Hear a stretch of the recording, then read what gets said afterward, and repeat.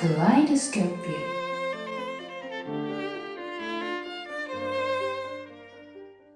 Xin chào các bạn.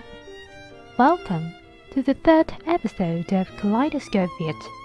The show is hosted by Friends of Vietnam Heritage, FVH for short, the leading culture and heritage society based in Hanoi for more than 20 years. In each episode of Kaleidoscope Viet, we explore the colorful personality of Hanoi and Vietnam, diving into this nation's rich and vast culture, heritage and tradition.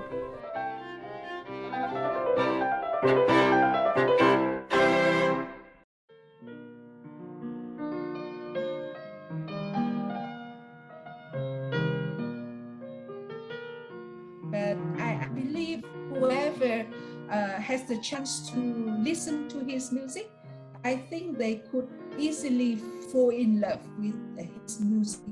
I think to a very well-educated knowledge about music, composing, his music, a lot of the Vietnamese soul, the Hanoian soul that is gentle. It gives you a positive energy, pride, you love for life.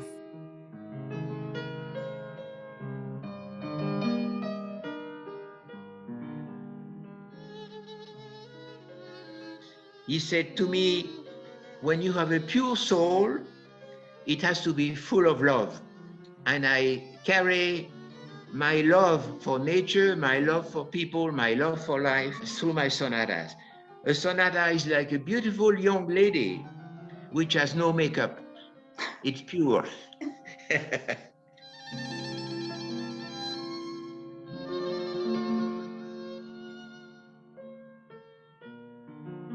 Maestro Nguyễn Văn Quỳ, a Vietnamese composer who was born in 1925, lives in our own beloved city of Hanoi. From 1964 to 2003, Quỳ composed 9 sonatas for the violin and piano. No other composer, since Beethoven, has written as many sonatas for this pair of instruments. And no doubt, if it wasn't for the health reasons, Quỳ could well have overtaken his German idol, who he considers to be his inspirational master. In recognition of his close association with Beethoven and his incredible achievement and contribution to music, Nguyễn Văn Quỳ is affectionately known as the Beethoven of Vietnam. He is also a songwriter and a poet. He wrote the music and lyrics of 12 songs and a number of poems in French. In today's show, we're going to join Stella to find out how he became a composer and artist, along with Alain Chevalier and Lê Thị Thanh Thảo, two people who have special friendships with Quỳ.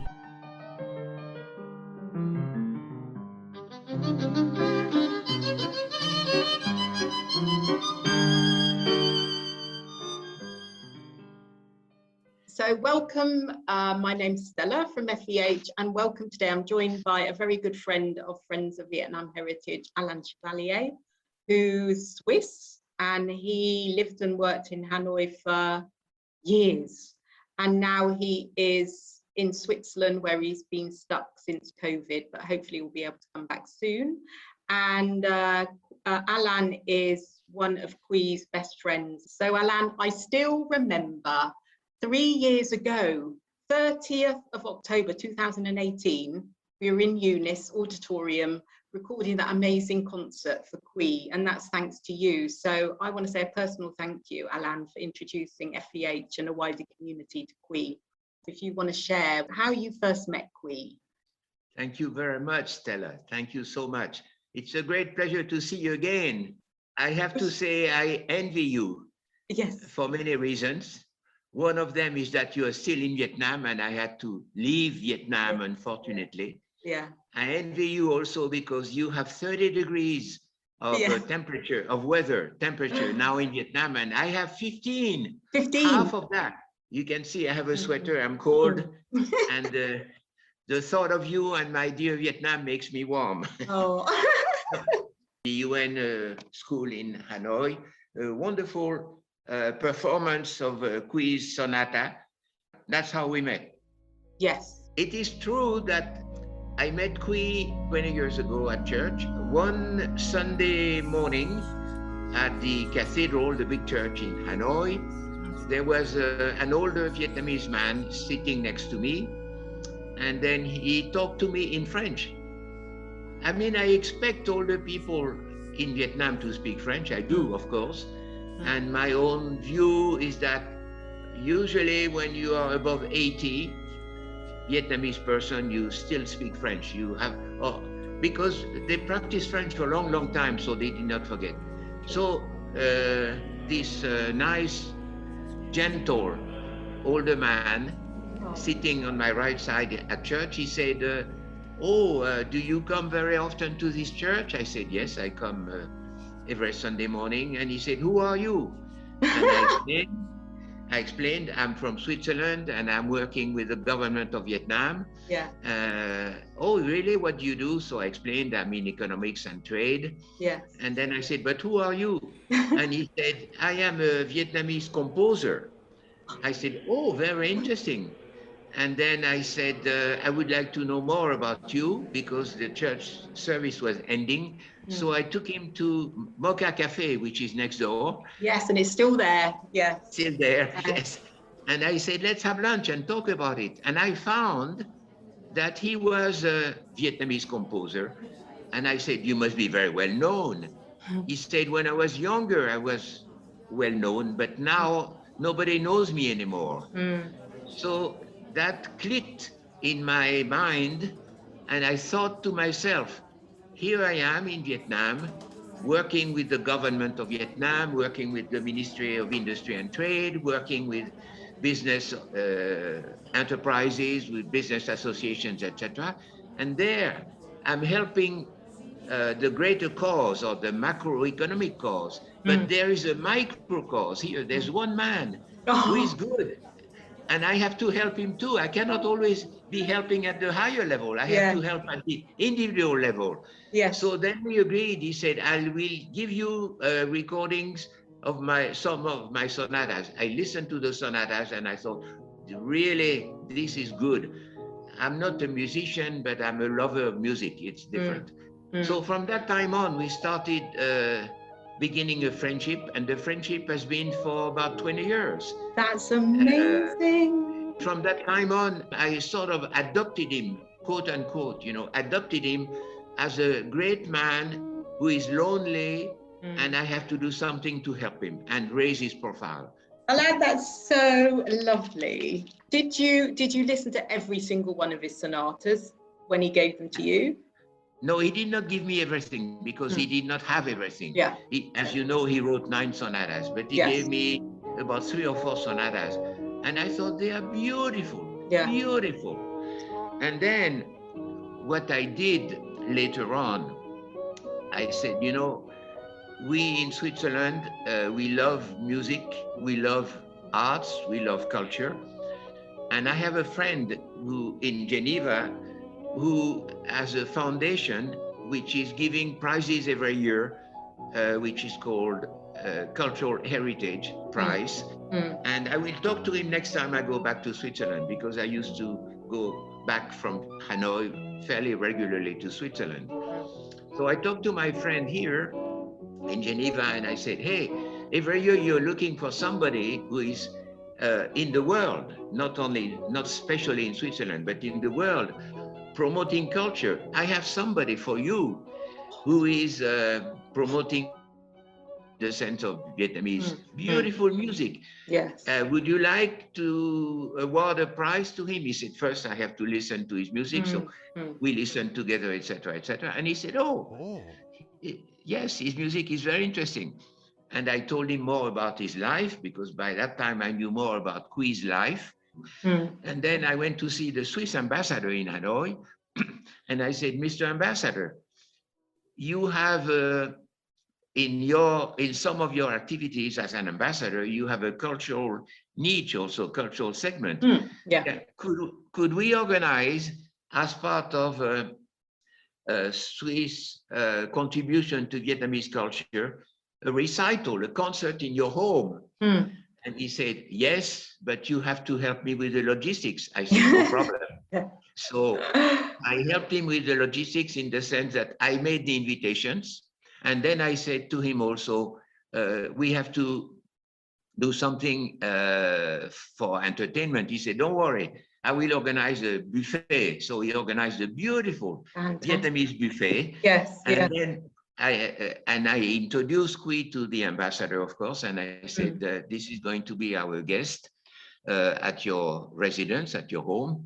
And he said, oh, great. And also we gave the ambassador some of the recordings, CDs of Quỳ. And I also said, you know, Mr. Ambassador, there is something else I want to tell you. He lives on a very small pension, and I help him, but I do what I can, but I cannot give him big help financially. But could we possibly organize a collection during the concert at your residence? He said, yeah, no problem. And I said, okay, this is what we will do. We will ask people to donate money in a basket, which we had.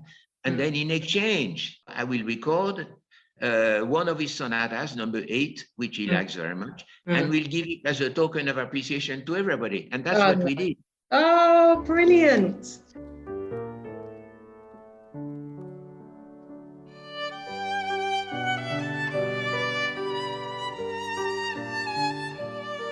During that evening, the concert we had at the Swiss residence, where we had about 60, 70 guests as music lovers and lovers of Vietnam, including, of course, we had a Vietnamese guest of honor from the Vietnamese Academy of Music, from the government, also cultural, Ministry of Culture.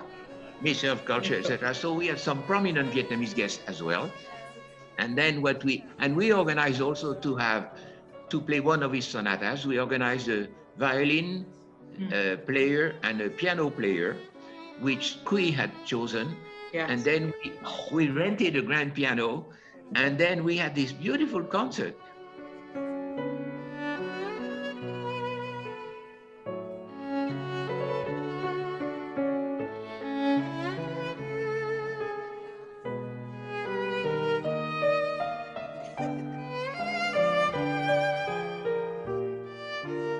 The violinist and the piano player played very well. Quỳ was on the first row, extremely moved. The Vietnamese officials made beautiful speeches also in honor of him. And we also asked one of the guests to recite some of his poems, which in French, which he did. So that was a beautiful event. And we took the opportunity to give him also the prize that he got in Switzerland.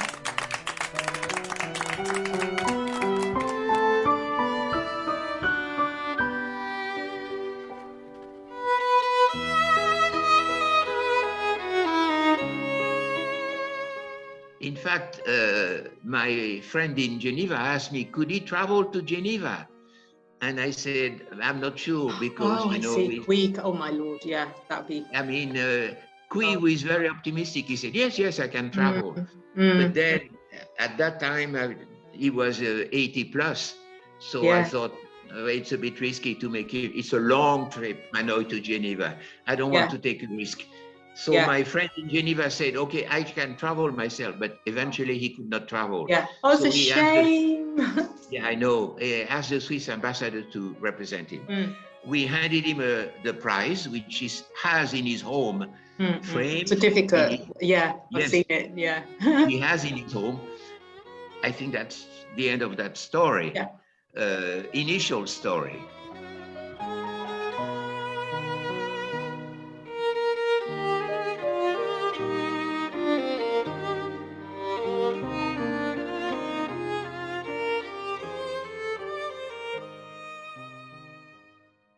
because Quỳ lost his father and mother at a young age, and he always had a special love and affection and for children, especially orphans.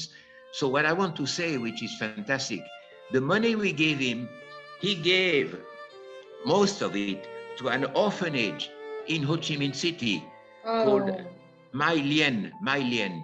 So, yes. Mai Lien. He said, I'm going to give the money, most of it. He kept a little bit for himself, but most of it he gave to this orphanage in Ho Chi Minh City.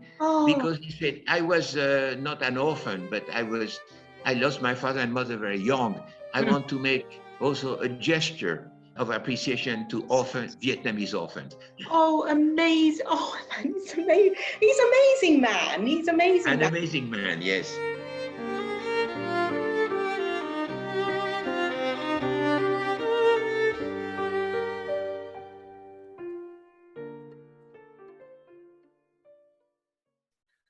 And Elaine, you mentioned obviously that he was an orphan or nearly an orphan, and he had a very well. You and Tao, who's also on this show, you translated into English his biography, which was originally written in Vietnamese, which is a very interesting document. So you know him exceptionally well. And what was his early life like, and how did it influence his music? Because his music and his poetry is very melancholy and sad, isn't it? It's all about love. So on the question of the biography, what I want to say is that when I decided to raise his profile as a not so well known nowadays, I have to do something. We have to print his musical scores. Oh yes, there's a big book. Yes. I've got it. He's got a whole book. Yes. I know. So I decided, okay, we have to print his musical scores of his sonatas. It's huge. He had one copy, but he could not make more copies. So we made more copies. Wow. And then I thought also to raise his profile again. Not everybody can read music, or if you have a bunch of books of musical scores, it doesn't mean much. We have to show who is behind that. Yes. So then I decided we have to do his biography. Yes. The story of his life. Yeah. Which we did. And then we found a journalist who interviewed him in Vietnamese, and she produced something in Vietnamese. And then from that time on, when we had this in Vietnamese, our dear friend Tao translated into English. I also helped in the translation in English, and I helped also in the translation in French, from English into French, because we have it in the 3 languages.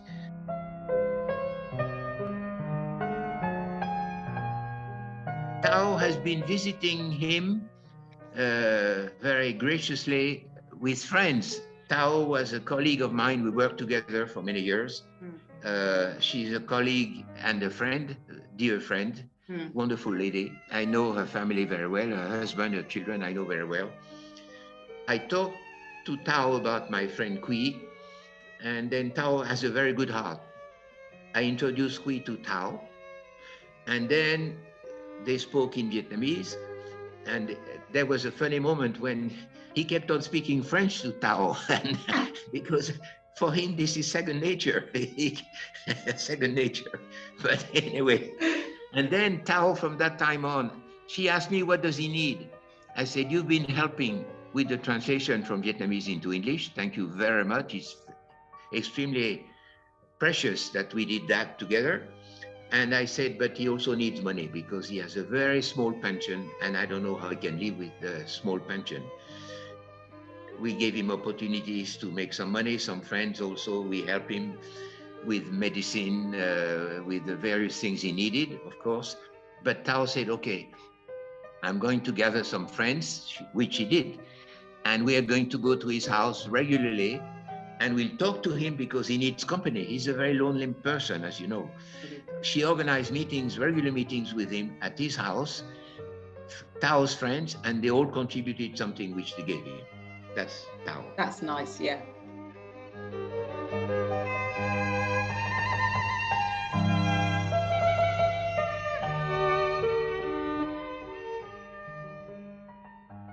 I I got to know Quỳ about 10 years ago through Alain, my UN colleague. Yeah, we worked together for the United Nations. At that time, Alain worked for ITC and I worked for UNIDO. And we used to meet each other for work. But one day, Alain told me about his friend Quỳ, and then he asked for some support to translate his biography into English. And I offered that support, and that's how I got to know Mr. Quỳ. Oh, so nice. And when you I guess you hadn't heard of him before Alain told you about Quỳ. Had you heard of him at all? No, I never heard about him. And even at the time that Alain asked for my financial support, I didn't know about him at all until later on. Alain took me to visit him at his house, and since then I started to know him and visit him from time to time. My first impression is that he is very unique in his own way. Yeah, he has his great passion for music, and his music, especially his sonata, and he's so proud of it, which is understandable because his music is so beautiful. Even my knowledge about music is very limited, but I feel the compassion, the strong passion and love for life from his pieces, his beautiful pieces.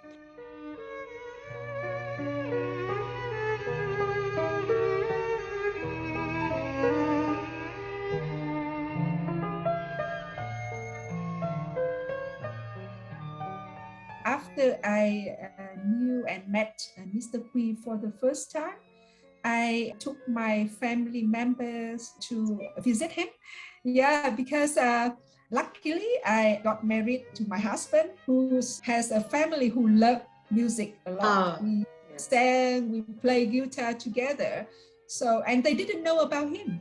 Yeah, even some of my husband's brother and sister who are singers, who are music composer, but they didn't know about him. So that's why I took them to visit him.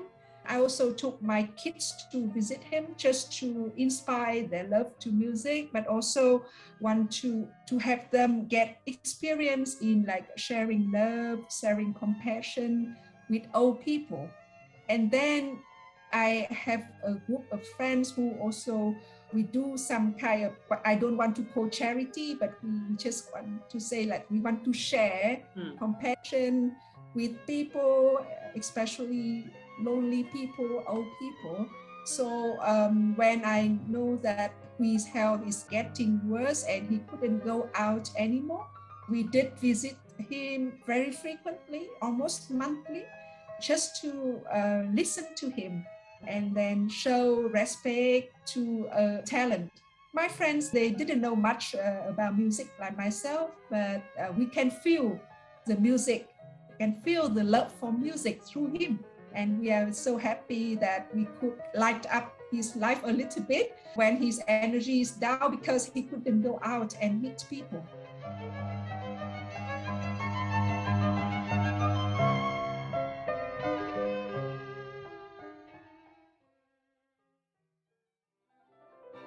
Kaleidoscope.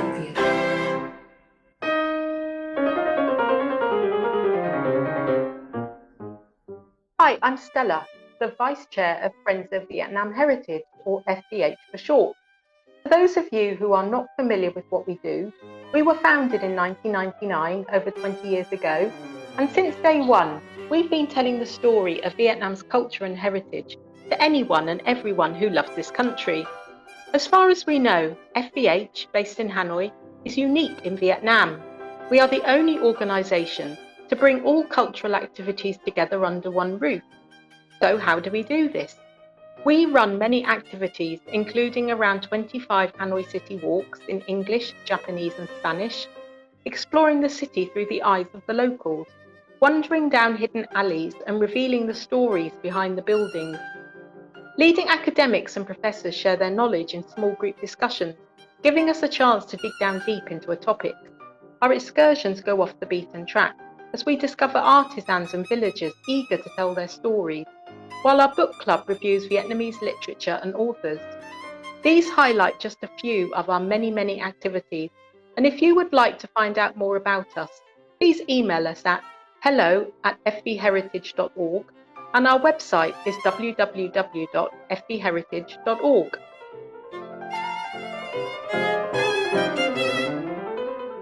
Kaleidoscope Viet. No, his father was a civil servant. He worked in the post office. And then his father was a very good player of monochord. Oh, the danbao. Yeah, danbao. I love that sound. Yeah. Danbao. Wow. So that is the beginning of his passion for music. It came from his father. He inherited from his father. Then his father played monochord at home with his friends. And then Quỳ, as a very young boy, was attending the sessions at his home with his father. Wow. And his father also taught him the basis of musical theory. At the age of 12, he learned to play guitar and he learned the basis of harmony. Probably his father taught him, probably. Amazing. But then at the age of 12, he was selected to sing classical European music, Mozart, Bach, Beethoven, etc., in a children's choir at church. I didn't know he was a singer as well. He was very good in a children's choir. That's amazing. Yes. Yeah, I know, it's amazing. Now, the tragedy of his life is that his mother died when he was 5 years old. Wow. And his father died when he was 13 years old. And then he was raised and brought up by his stepmother.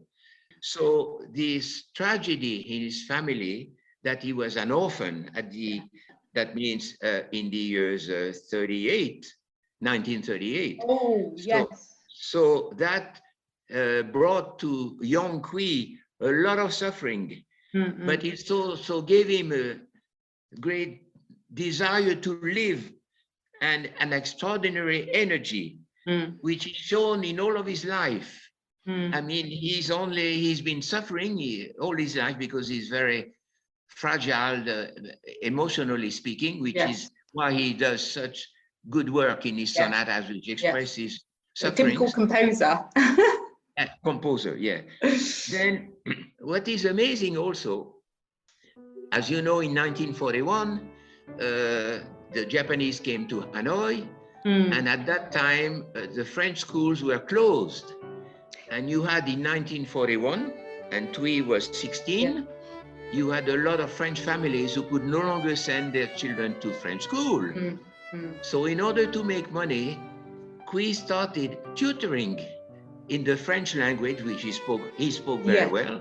Yes. He started just tutoring children of French families. And at that time, he decided that he will earn his life by doing both play music and teach music. So that was the start. Yeah, and I guess in those days as well, there wouldn't be a lot of teachers around that were as knowledgeable as him. No. You know, because he was so artistic. Out of all the people, out of all the families and the children that he was teaching, you might not know the answer to this, were there any that he kept in touch with? Yes, he kept in touch with them until they left Vietnam in 1954. Oh, I see. Oh, I see. You know, they would have the gone Geneva back, Agreement, peace in Vietnam, and French families left Vietnam in 1954. But he kept in touch with them until 1954. Yes. Oh, yes. You know what? It'd be so interesting to try and find those and reunite them. The story of his life until 1954 was with the French. In about 1941, he studied at the Thang Long School. Thang Long School. Is that still there? Yes, still there. And because he had no money, the French director of Thang Long School thought, this is a good student. He's very young. He's only 16. I'm going to give him a scholarship. So he studied in French, and he had a professor of French to teach language and literature, which he thought was wonderful. He loved this professor. And his professor told him that you are a very gifted student.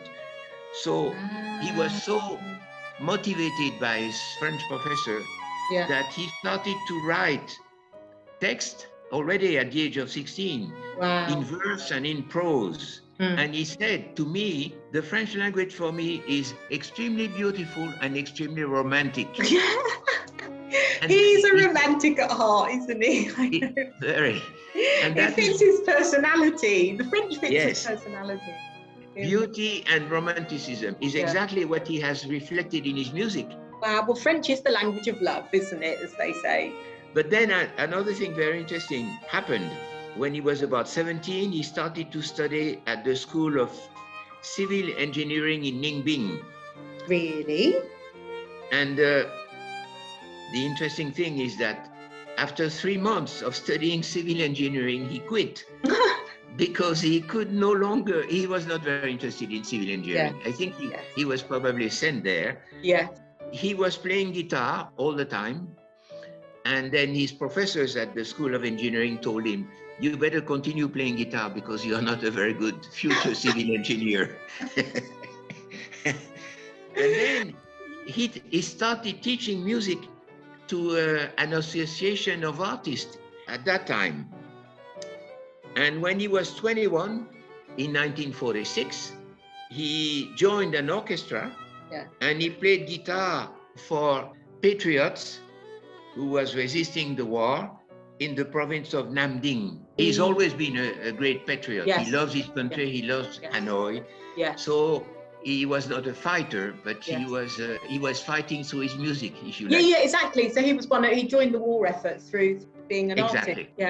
Exactly. So playing music and teaching music, that is doing his war effort at that time.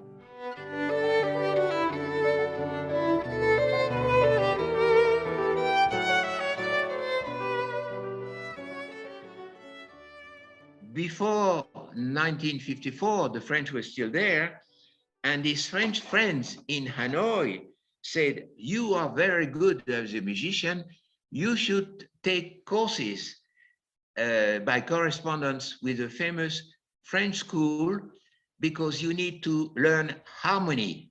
So they helped him to take correspondence courses until 1954, when he was 29 years of age. In those days, there was no internet. He was literally writing and then posting stuff to France. Yes. How long did it take him to complete that course? I mean, the French sent him the courses by correspondence, written by post office, of course, and he had to send back his homework. And he told me he had so little money that he could not send back an envelope every week. So he sent envelopes every 2 or 3 weeks, and he said to the French professors in Paris, I'm sorry, I don't have money to send you my homework weekly, but if you don't mind, I will gather my homework and send you packages of homework. And apparently he was extremely praised by the French professors in Paris who said, you are very good, you are a wonderful student. And that gave him a lot of encouragement also. Wow! So the correspondence course was academic only. Right. Goodness me.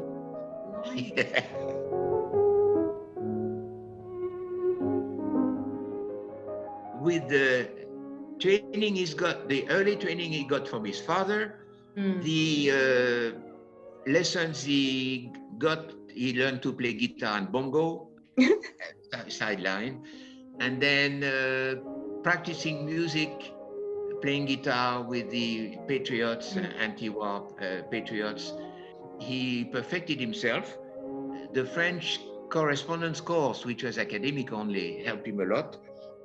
After the French left in 1954, he was assigned to teach music at the Chuvanham. Oh, Chuvanham, he taught at Chuvanham School. He taught.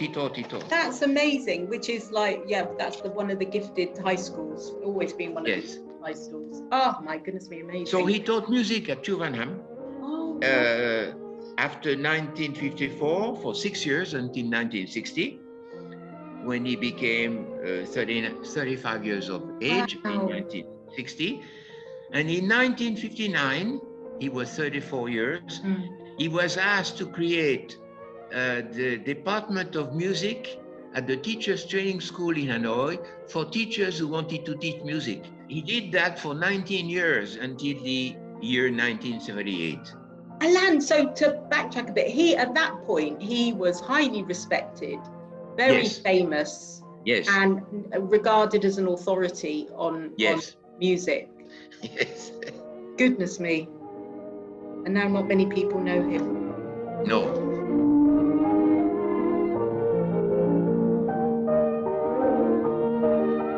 So I met him when he's getting old already. Yeah, but I know that he shared with us when we visited him that he used to be a teacher. He set up like the music department at the Hanoi Teachers Training College, etc. I think his passion for music make him choose to become a teacher so that he can build up the foundation for music and the love for music or Vietnamese.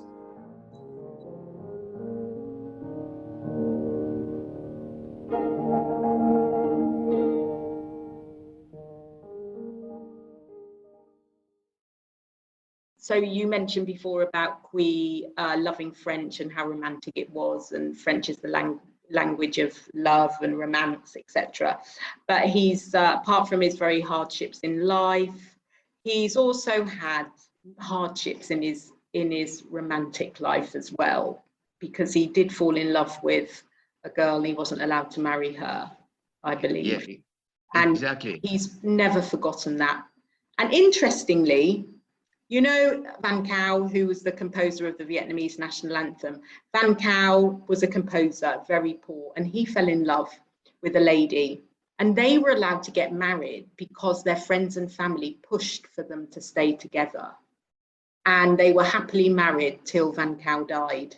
But unfortunately, I always think about this story, but for Quỳ, similarly, just like Van Cao, Quỳ fell in love with someone and was not allowed to marry her because he didn't have the support. Exactly. What Quỳ told me is that he fell madly in love with a girl who was beautiful. She was the kind of sensitive and perfect match for him. And he fell in love with her very much. But then the parents of the girl said, "You are only a musician. You don't have a very stable life. We don't want to marry our daughter to a musician because it is not safe enough for her daughter, for our daughter." And the daughter regretfully had to leave the love relationship with Quỳ. Do you know what year it was? He was probably about 30, probably, but I'm not sure, but around 30. But at that time, he composed poems and music with the sadness of a lost love. And then he was told by maybe people of his family, they said, "We will choose a good girl for you." So they chose a lady who is his present wife, who was a teacher.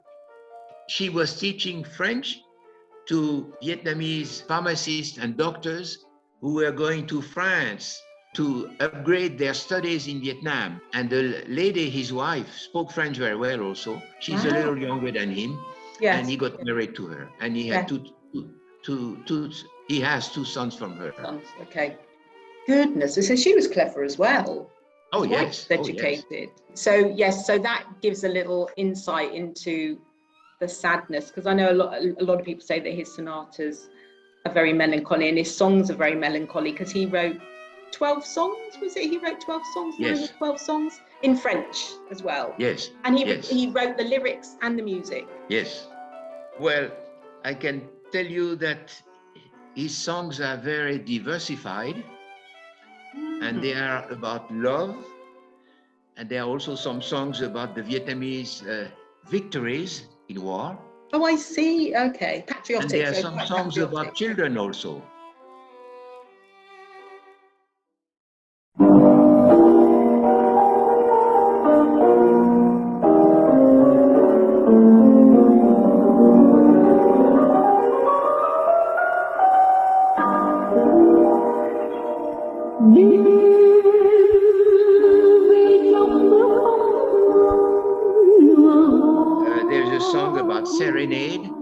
is serenade.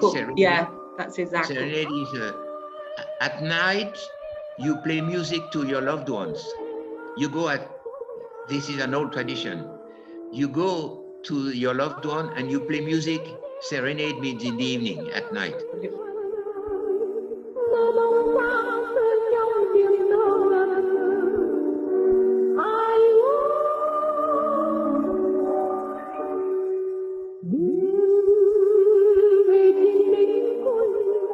There's a song about sunset, because he loved nature, still do. There's a song about a rural girl in the afternoon. There's another romantic song about remembering the moonlight. There's another song about floating clouds, and so on and so forth. So his songs were played at that time, thank God, were played on the radio and were played by Vietnamese bands. So at least that happened.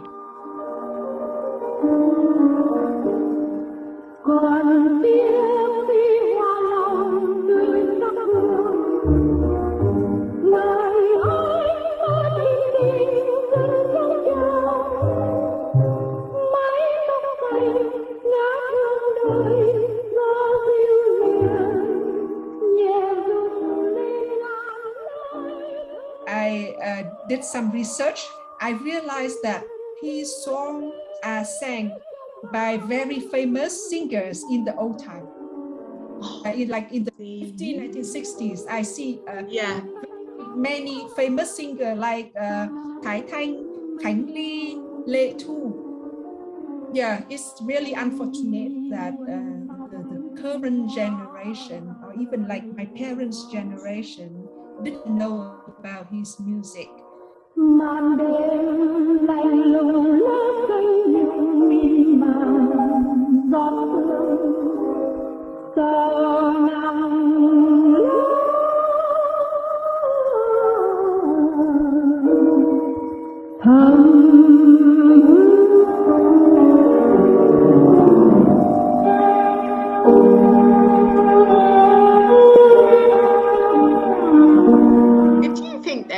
Anything that can be done generally to try and promote his music more?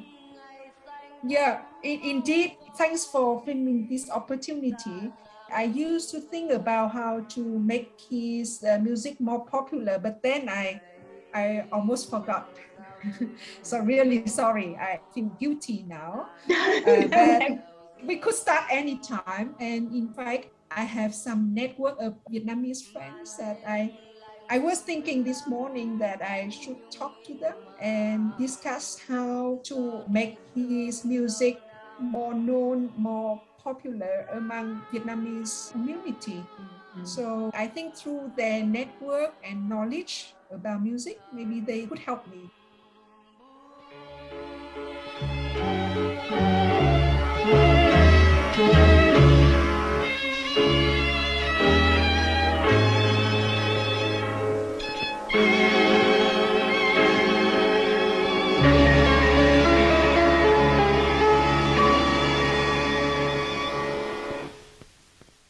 The poems are also about his love and about his life and about nature and about etc.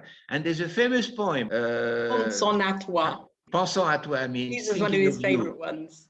The poem was written by him when he was in Paris, and he was thinking very much of the love of his life. The poem is about, which you're going to play in French, I think, or I think of you when it is the evening and night is falling. I think of you when I'm in Paris and it's cold. I think of you when I feel lonely. And I repeat your name, which is very dear to me all the time. And I'm away from my country, Vietnam. The wind is cold, but the thought of you gives me warm feelings. But at the same time, I know that my love for you is without any hope.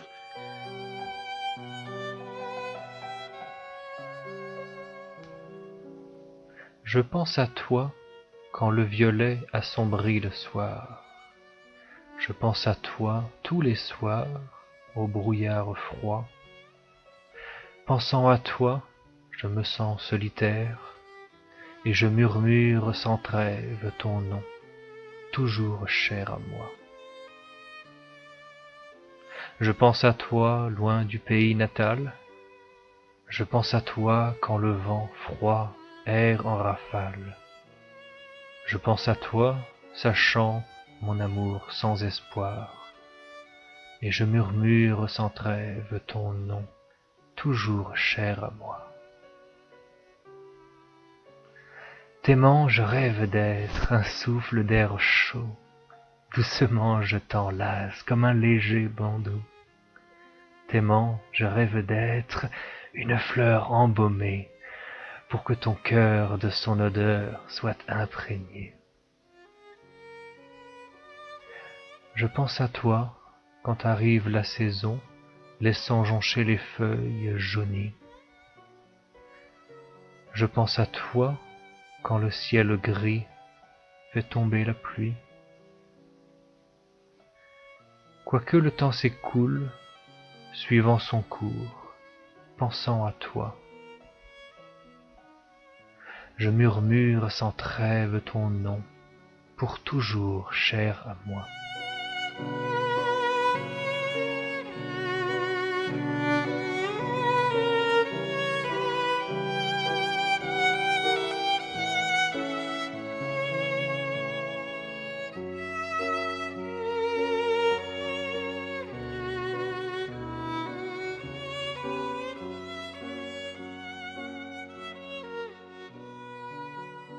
So Quỳ, I know he has a French name and you call him by his French name. And does he feel more French or Vietnamese? Does he feel a little bit in conflict with his nationality? No. He doesn't feel a conflict. He feels a complementarity. Interesting. In other words, he's definitely a lover of Vietnam and a lover of Hanoi. But at the same time, he's a lover of France for the culture that France gave him and the education that France gave him. And also for the spirit of France, which you say is the spirit of love and beauty. So he puts the two together. And he's also, of course, being a lover of music, he's not exclusively a lover of French music, but a lover of European music. So for example, he loves German and Austrian music from Vienna. He put together the discipline and the harmony of European music together with the soul of Vietnam. Oh, amazing. Quite unique as well. Well, it's amazing how his mind is still very young and fresh. At the age of 80, late 70s when I met him, he spoke very good French. A little bit of a Vietnamese accent, but not very much. But because he has a fantastic memory, which is probably due to his musical talents, he uses sometimes French words of 1930 or 1940, which we no longer use. Can you give an example? So, for example, the word daughter-in-law, he uses the word bru. And we no longer use this word. We say belle-fille. Those are completely different words. And I said, no. He said, no, I'm using bru because I learned bru and I'm using bru to say daughter-in-law. And I checked with some people here in Switzerland. I said, do you use bru? No, this is an old word. We use daughter-in-law. So it shows how his mind is still very active and very fresh in a way. Yes. He speaks, he makes no mistakes. He speaks quite well and he doesn't hesitate. I mean, I hope when I get older, when you get to his age, when I he's get older, 96 I hope now. I can still speak my native language or English reasonably well. But he's amazing for that.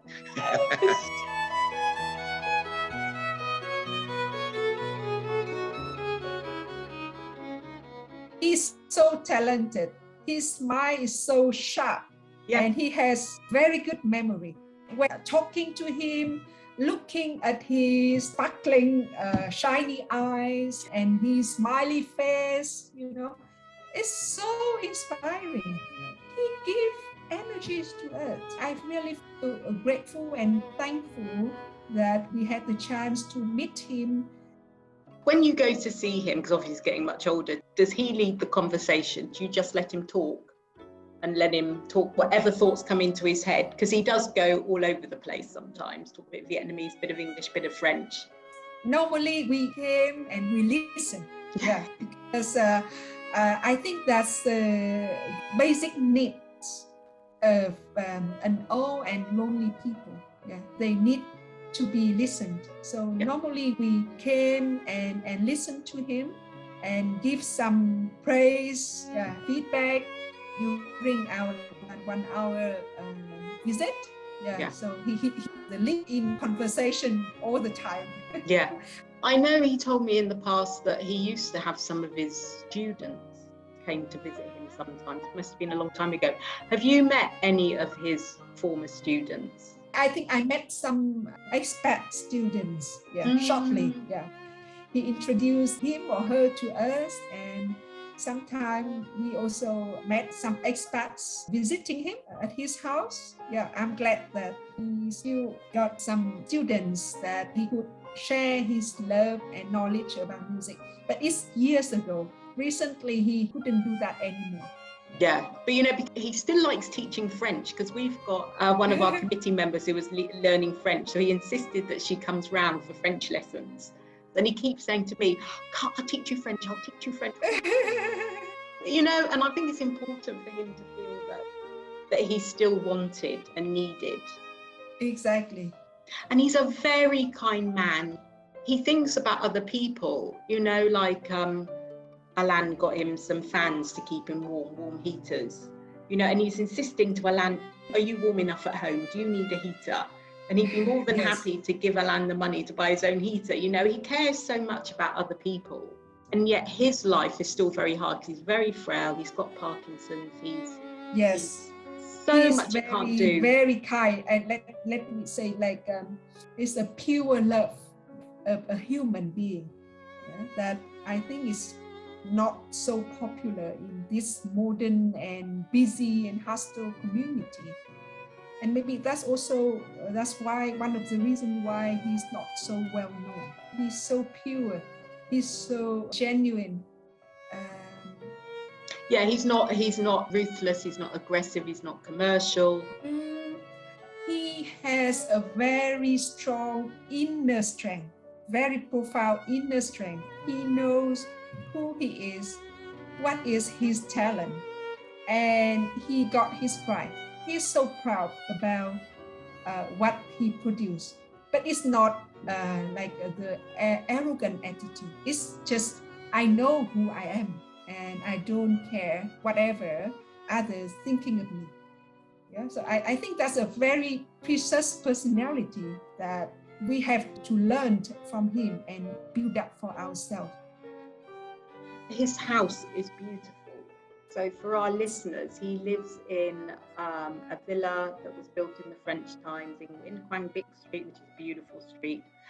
The style of the house is lovely. Has he ever told you anything about the house, who the architect was, or any history of the house? No, he didn't. But I feel so comfortable sitting with him inside his house. Yeah, it's a old French colonial style house with the decorations of the old Hanoian style. You know? He's also truly a Hanoian gentleman. Yeah.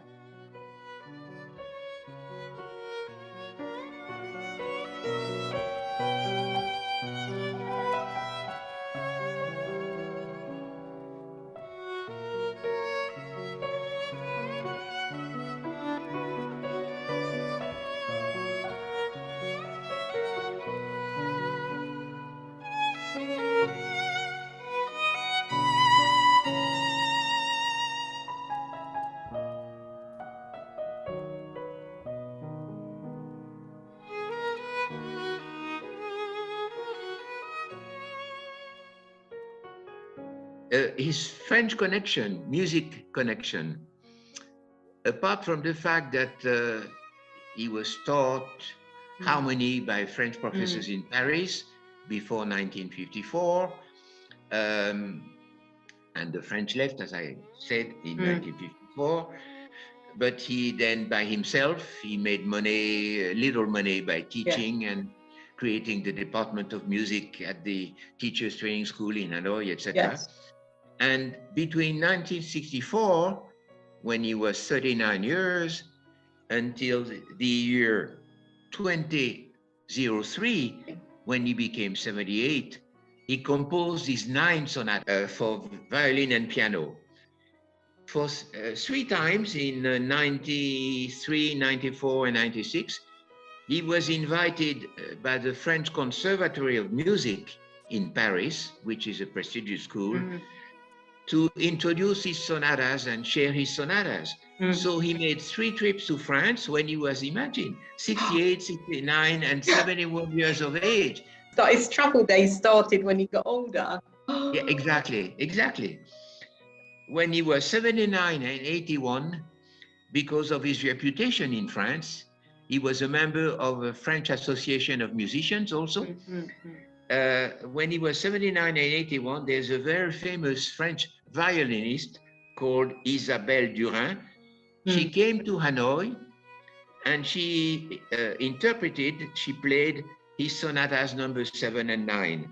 And that for him was a very high moment. Amazing, yes. So Quỳ was a poet. He was a poet, a songwriter. He wrote the music. He was also a singer, and he wrote sonatas. This is one reason why he is nicknamed the Beethoven of Vietnam, or Quỳ Sonata. Correct. So I'm quite interested to know who first termed the coin the Beethoven of Vietnam for Quỳ. It was a German pianist who listened to his music and he said, "Oh my God, you are like Beethoven." And from that time on, the newspapers, especially French-speaking newspapers, which we had at that time in Hanoi, started calling him the Beethoven of Vietnam. That's amazing. His followers in France, did they call him the Beethoven of Vietnam as well? That's generally how he's known. Oh, that's amazing. In his room, he's got a big, huge portrait, pencil portrait of Beethoven. He has in his living room a huge portrait of Beethoven. And I asked him, "What do you do with this portrait?" He said, "You know, when I play piano, I look at Beethoven and he gives me the inspiration." That brings me to something else, which is why he composed sonatas. Alan, because I'm not very musical, okay, and some of our listeners may not be, what is a sonata? He said he chose sonatas because sonatas are classical music with only instruments. And he said, "I don't like the music which are singers." Sonatas, as much as I know, started in Austria. They were shorter pieces than a symphony. And a symphony, sometimes you have a lot of instruments and you have also sometimes singers. And they follow a certain pattern. They have 3 parts. The first part is an introduction to feelings and to issues of life. The second part is development of the issues and the feelings. And the third part is the conclusion. In the 3 parts, he told me that after I explained the issues of my life, that's where his sadness is coming up.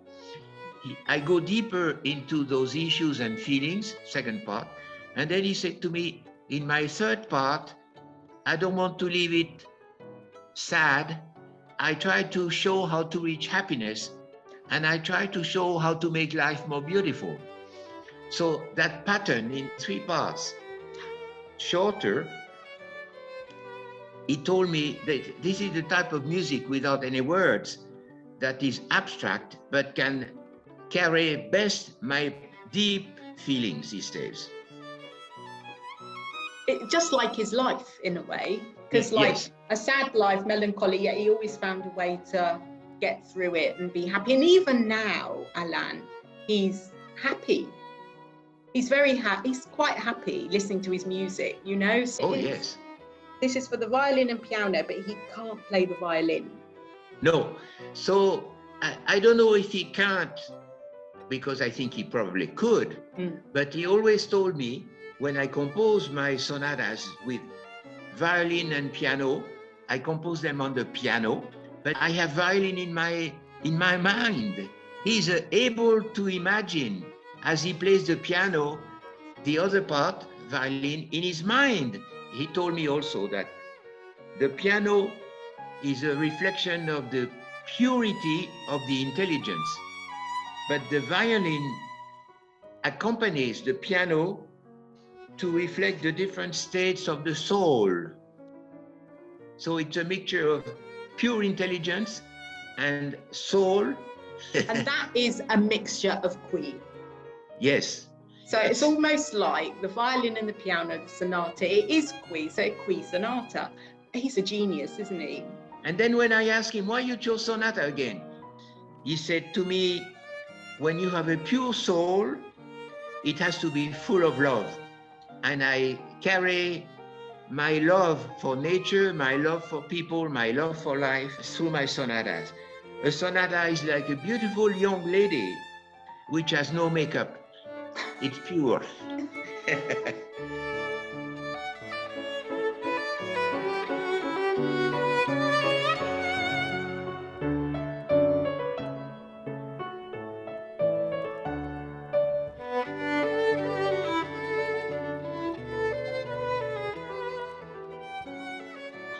Do you have a preferred sonata that he's written, composed?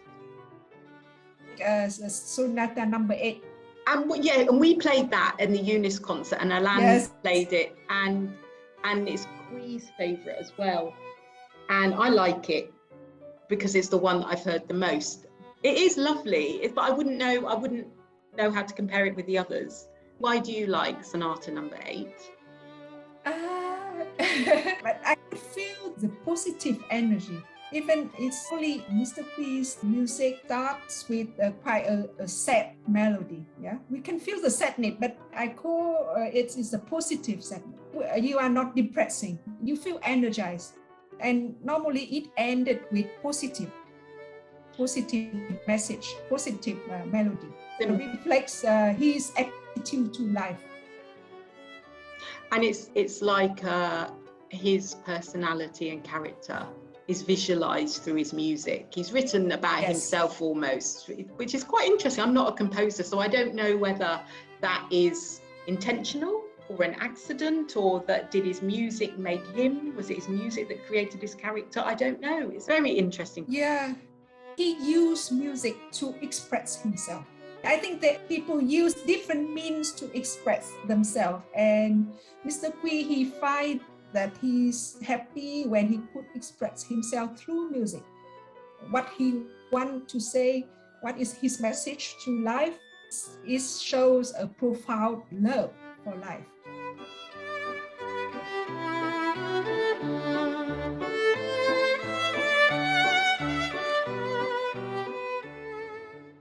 You ask me which sonatas people prefer. Various people have given various comments. Usually the sonatas people like are the later sonatas, between 5 and 9. For example, there's a very famous French violinist called Isabelle Durin, and she prefers sonatas 7 and 9. The German pianist who gave him the name of Beethoven prefers sonatas 5 and 8. There's another French lady who is also a musician called Fournier. She prefers number 6.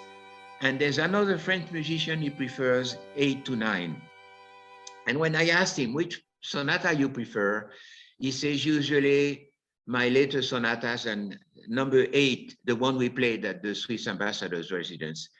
Another thing I have to say, that until recently, a few years ago only, he was teaching music to people who visited him in his home.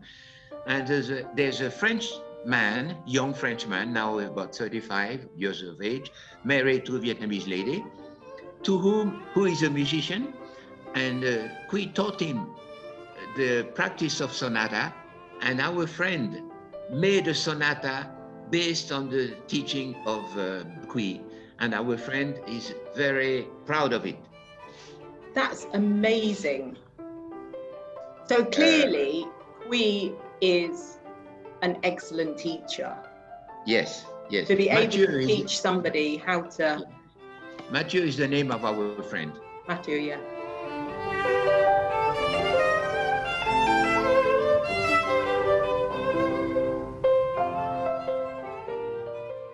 also, as I said, he's very unique, and majority of his song and sonata written using, let's say, like Western classic music methodology, which is not so familiar with the Vietnamese of my generation or my parent generation.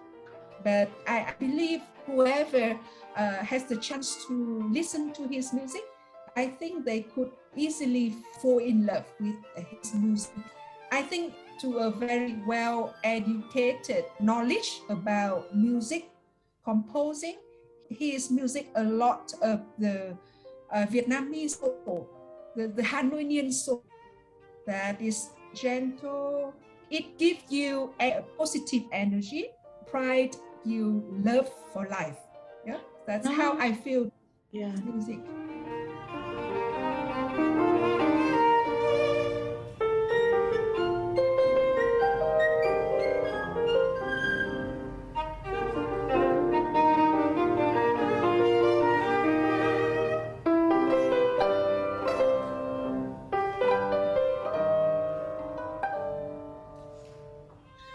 I'm extremely sad that I left Vietnam at the end of 2019 with a return ticket, which I still have to go back to Hanoi. And then the pandemic came, COVID came, pandemic came, etc. And I'm stuck here. I still want to go back to Vietnam. You can use your return. I want to return because as soon as you can, come back on your return it's also the ticket. love of my life. I'm like Quỳ. I have two loves in my life. My native country, Switzerland, and my adopted country, Vietnam. What I want to say is that I brought to Switzerland some of his works, which we printed, and I've been selling to people around me some of his works, like the musical scores, and the money I get from that I send to Quỳ. The other thing is, in 2019, when I came back here to Switzerland, I organized another big concert for Swiss people and for Vietnamese people living in Switzerland. And we organized a very wonderful evening where we also, like we did with the Swiss ambassador, we also played one of his sonatas. We also read some of his poems, and we also collected some money and sent him the money. So good, he's so good. He is still very much in my heart.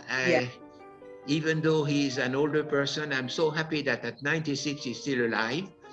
And I look for the days when I go back soon, I hope, to Vietnam to meet my friend Quỳ again.